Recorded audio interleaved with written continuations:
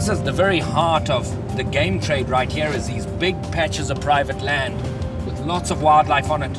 They're often patches of land that used to be under cattle and sheep. And in South Africa, you can own the wildlife that's on your private land, provided you've got an adequate fence.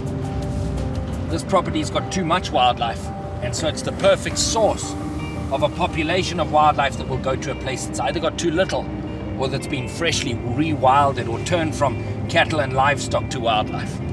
And thanks to the value that hunters put on wildlife, you still get all of the meat, and you're getting a high trophy fee from somebody coming to pursue the game. And so really it's become a very lucrative business. It's resulted in millions of acres and tens of millions of animals thriving here in South Africa. It's early in the morning. I'm hoping that out here we're going to meet the capture team somewhere. They said to just look for a turnoff. Here's one of the capture trucks right here, all waiting on the side of the road. We must be getting close to where they've set up the boma. Jerry, morning, man. Morning, Ivan. How are you? Got your boma ready? Yeah, just waiting for last minute camouflage and then we're ready to catch it. Excellent. So it's actually a really simple system here. This is a big V of a funnel.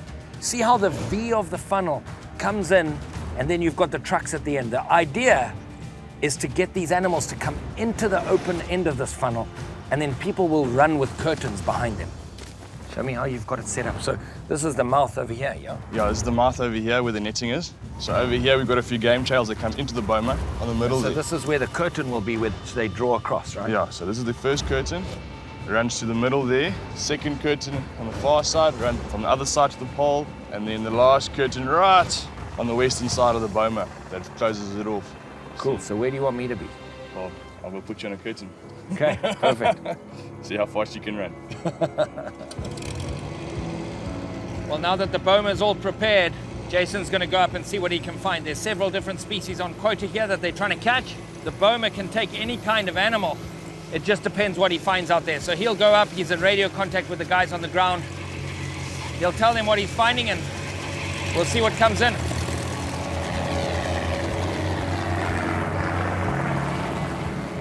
Crucial part of this kind of game capture is obviously your air support, your helicopter, because they use the helicopter to actually drive the animals into this boma. When you look at how much this takes, there's 20 people out here, there's trucks, there's bomas, there's helicopters. This is a very, very expensive undertaking. And it's all driven by hunters' dollars. Without those hunters' dollars, this simply wouldn't be worth it. People are not going to do this for a hobby or just for the love of conservation. People do this because there's money involved.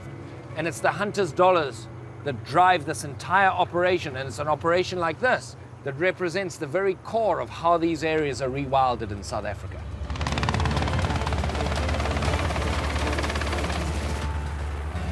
I can hear the helicopter right at the mouth of the boma. We haven't heard the siren yet, which means they haven't actually crossed over the threshold yet.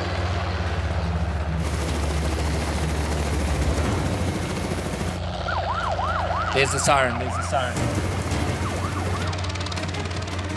Here they come, here they come.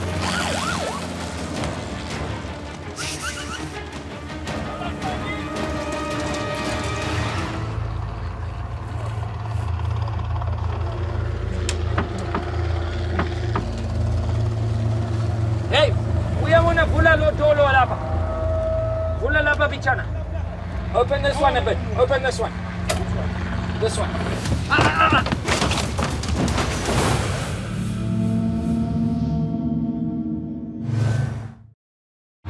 But there's also a lot of skill in understanding the wind, understanding the time of day, understanding the terrain, how the particular species runs. And so, yeah, having a helicopter pilot that's just a helicopter pilot's no good. You've got to have somebody that really understands wildlife, having a ground crew that understands what the pilot wants. There's a lot that goes into this. There really is.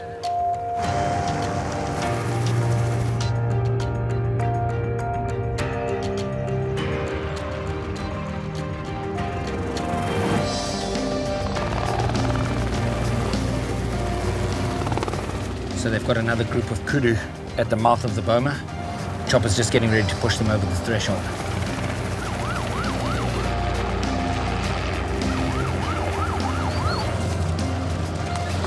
Sliding!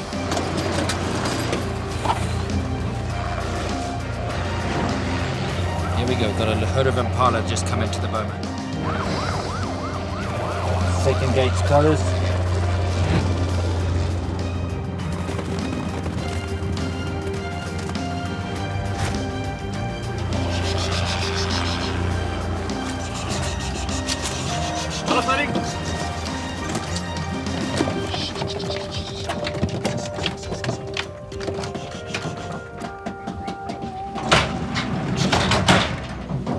There we go.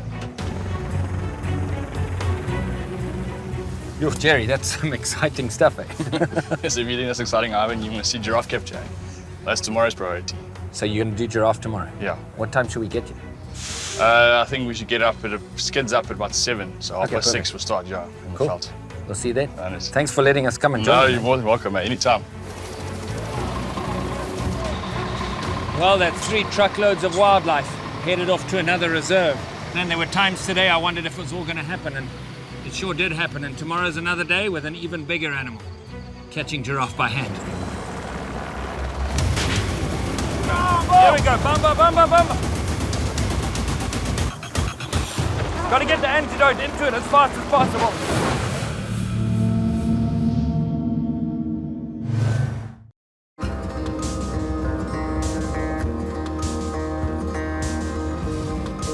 One of the things about catching giraffe is, first of all, the vet's going to dart them out of the helicopter, and then we've got to get there as quickly as we can. This is what they call the chase vehicles. You can see this poor old vehicle's done a lot of game capture. I mean, it's just bent and broken. So this is going to be loaded up with people who are going to trip the giraffe up. You may be asking, what does that mean, trip up the giraffe? Well, just stay tuned. You're in for a ride. So we're going to leave the helicopter here. The vets are getting prepared, and we're going to go and find where the rest of the team is staging. Giraffe capture takes a whole team. You need a team of people that we call the trippers. We need to have the truck that's going to actually carry the giraffe. We need the little trailer that's going to carry the giraffe. And so it's a big operation. Moving giraffe, buying and selling giraffe, restocking an area to bring it back to its wild, original state with giraffe. It takes a lot of doing. Ivan, just so you know, the naltrexone's in my top right pocket, just in case we need it. Okay, perfect. So the dart's in the giraffe. It usually takes about 5 to 7 minutes before the dart actually takes effect. So the helicopter's just going to watch the giraffe. It's fairly thick bush. From the air it looks not so thick, but it's actually pretty thick bush. They're just going to watch the giraffe and try and keep it close to us, so that as the giraffe gets ready to go down, we'll be ready with the team and ready to administer the antidote. So what we're doing here is just trying to keep in front of the giraffe. We don't want them to go down and us not to go there. The one that's gone on its own is the one with the dart in it. It's starting to show signs that it's getting ready to go down. There it is, right below the helicopter. The idea is to get in front of it, and we're going to deploy the trippers.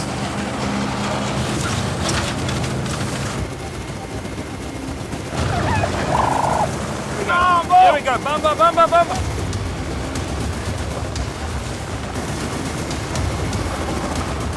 So what the team is doing now is trying to get around the giraffe. There it goes.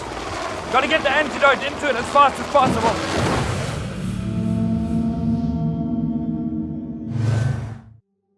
Here we go. Here we go, bumper, bumper, bumper. So what the team is doing now, trying to get around the giraffe. There it goes. Got to get the antidote into it as fast as possible. Once you're on its head, it can't actually stand up again. We've got to get this antidote in as quickly as we can. So what we're going to do is, for the wellness of the animal, we're just going to plug its ears here, because that way it just reduces the amount of stress. The less it can see, the less it can hear, the better it is for the giraffe. What Jerry's doing is just putting some antibiotic in its eyes, which does 2 things. Obviously, it helps in case there was an injury, but it also just helps with blurring the vision just a little bit. The helicopter's going to go and find the next giraffe just so it can be ready.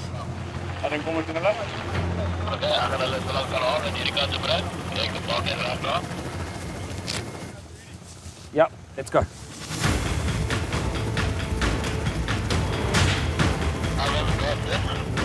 Darts in. Copy that. So they've got the dart and the second giraffe, and to minimize the stress and to speed up this operation and to keep the cost of the chopper down, as soon as that giraffe is secured, that's why we have so many guys. The guys are going to be loading it while we're getting the next giraffe down. One of the important things is knowing the terrain and knowing where the hazards are. And the last thing we need is this giraffe going down into the mud on the edge of this big lake. And so if it starts making its way towards the lake, we're going to have to get around it.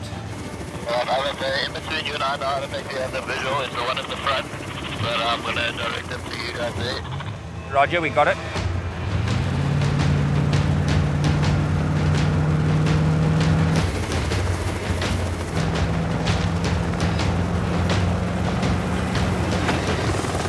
Wake up on the front, please.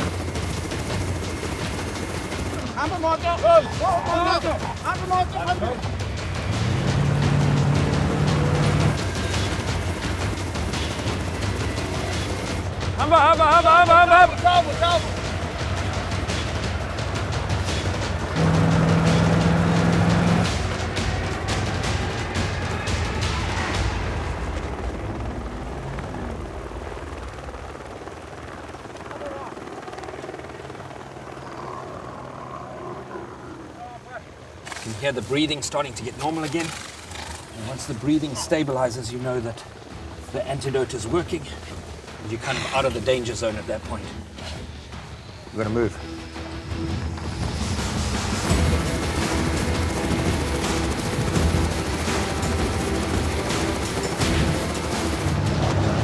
There he is there. Okay, he's beleaguering over there in the far side. We've already got the dart in. Yeah, go left, get up the road, and then we'll just go that way.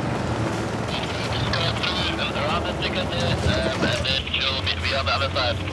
Okay, we're gonna just wait for another side, yeah.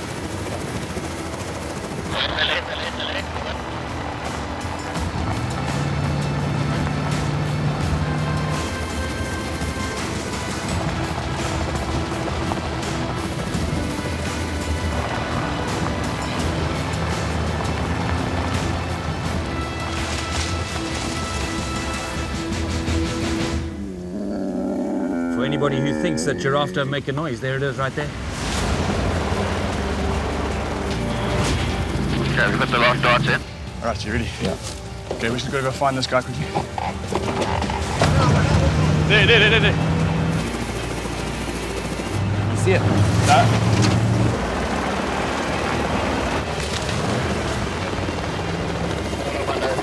It's lying down. Stop.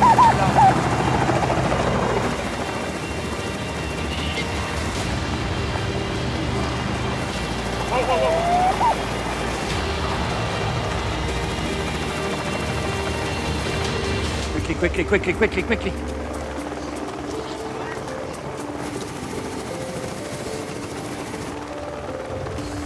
Okay, Mom. Yeah, go. Beautiful.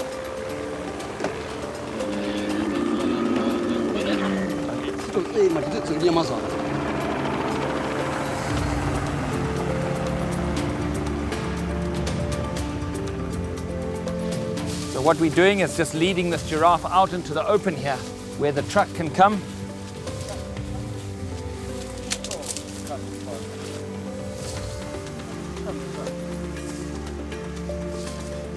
That's amazing, actually. If you just go slowly and carefully, how calmly you can lead these giraffe out. Giraffe have gone extinct in 7 different African countries. Yet there's 2 countries in Africa where their numbers are stable and actually even expanding. That's thanks to the private ownership model and largely paid for by the professional hunting community. Hunters' dollars go into initiatives exactly like this, where it becomes valuable to own giraffes.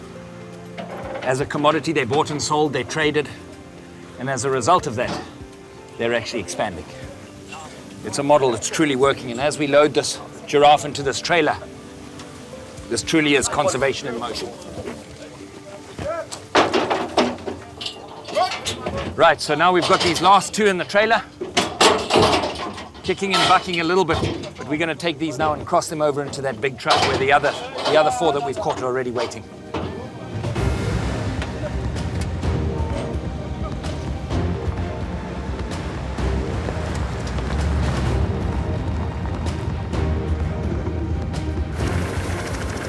So what they're doing now is just backing this trailer up. And we're actually going to, what they call, cross-load these giraffe into this truck, and this is going to be the truck that actually transports them. So it's hard to imagine that these giraffes that are sitting right underneath us here were wild just a few minutes ago. And now we're going to get these others, we're going to take the blindfolds off and lead them into this truck.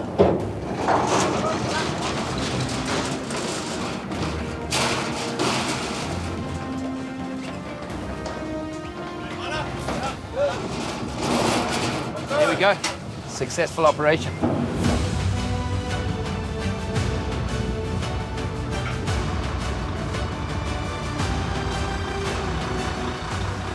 Well, that's the difficult part over with.